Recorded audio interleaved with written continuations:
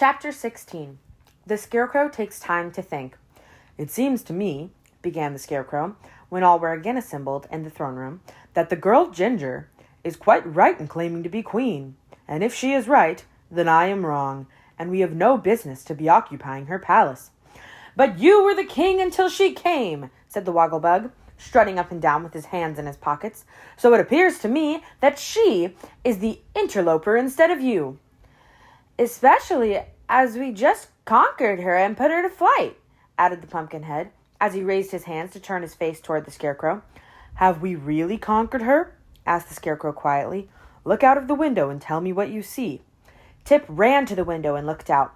"The palace is surrounded by a double row of girl soldiers," he announced. "I thought so," returned the Scarecrow. "We are as truly their prisoners as we were before the mice frightened them from the palace."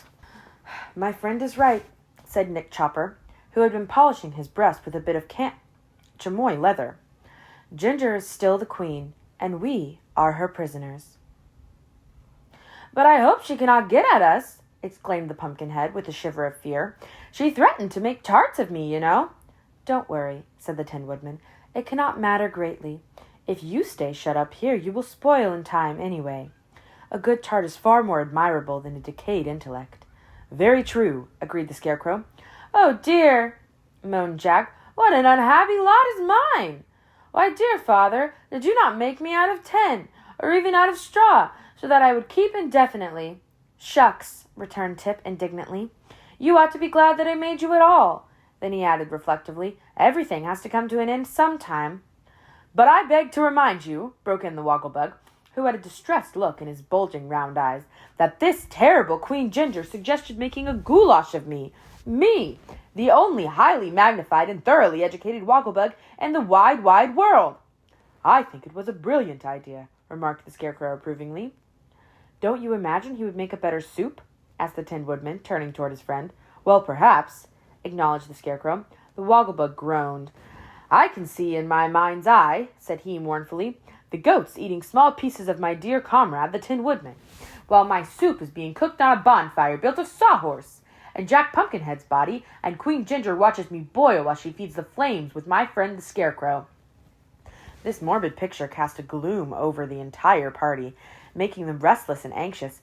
"It can't happen for some time," said the Tin Woodman, trying to speak cheerfully, "for we shall be able to keep Ginger out of the palace until she manages to break down the doors. And in the meantime, I am liable to starve to death, and so is the Wogglebug," announced Tip. "As for me," said the Wogglebug, "I think that I could live for some time on Jack Pumpkinhead. Not that I prefer pumpkins for food, but I believe they are somewhat nutritious, and Jack's head is large and plump." "How heartless!" exclaimed the Tin Woodman, greatly shocked. "Are we cannibals, let me ask, or are we faithful friends?" "I see very clearly that we cannot stay shut up in this palace," said the Scarecrow with decision. "So let us end this mournful talk and try to discover a means to escape." At this suggestion, they all gathered eagerly around the throne, wherein was seated the Scarecrow, and as Tip sat down upon a stool, there fell from his pocket a pepper box, which rolled upon the floor. "What is this?" asked Nick Chopper, picking up the box. "Be careful!" cried the boy. "That's my powder of life. Don't spill it, for it is nearly gone." "And what is the powder of life?" inquired the Scarecrow, as Tip replaced the box carefully in his pocket.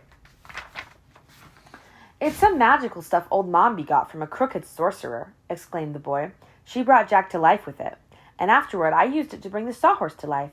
I guess it will make anything live that it's sprinkled with. But there's only about 1 dose left." "Then it is very precious," said the Tin Woodman. "Indeed it is," agreed the Scarecrow. "It may prove our best means of escape from our difficulties. I believe I will think for a few minutes. So I will thank you, friend Tip, to get out your knife and rip this heavy crown from my forehead." Tip soon cut the stitches that had fastened the crown to the Scarecrow's head, and the former monarch of the Emerald City removed it with a sigh of relief and hung it on a peg beside the throne. "That is my last memento of royalty," said he, "and I'm glad to get rid of it. The former king of this city, who was named Pastoria, lost this crown to the wonderful wizard, who passed it on to me. Now the girl Ginger claims it, and I sincerely hope it will not give her a headache." "A kindly thought, which I greatly admire," said the Tin Woodman, nodding approvingly. "And now I will indulge in a quiet think," continued the Scarecrow, lying back in the throne. The others remained as silent and still as possible, so as not to disturb him, for all had great confidence in the extraordinary brains of the Scarecrow. And after what seemed a very long time indeed to the anxious watchers, the thinker sat up, looked upon his friends with his most whimsical expression, and said, "My brains work beautifully today. I am quite proud of them. Now listen. If we attempt to escape through the doors of the palace, we shall surely be captured. And as we can't escape through the ground, there is only one other thing to be done. We must escape through the air." He paused to note the effect of these words, but all his hearers seemed puzzled and unconvinced. "The wonderful wizard escaped in a balloon," he continued. "We don't know how to make a balloon, of course, but any sort of a thing that can fly through the air can carry us easily. So I suggest that my friend, the Tin Woodman, who is a skillful mechanic, shall build some sort of a machine with good strong wings to carry us, and our friend Tip can then bring the thing to life with his magical powder." "Bravo!" cried Nick Chopper. "What splendid brains!" murmured Jack. "Really quite clever," said the educated Wogglebug. "I believe it can be done," declared Tip. "That is, if the Tin Woodman is equal to making the thing." "I'll do my best," said Nick cheerily, "and as a matter of fact, I do not often fail in what I attempt. But the thing will have to be built on the roof of the palace, so it can rise comfortably into the air." "To be sure," said the Scarecrow. "Then let us search through the palace," continued the Tin Woodman, "and carry all the material we can find to the roof, where I will begin my work." "First, however," said the Pumpkinhead, "I beg you will release me from this horse, and make me another leg to walk. For in my present condition, I am no use to myself or to anyone else."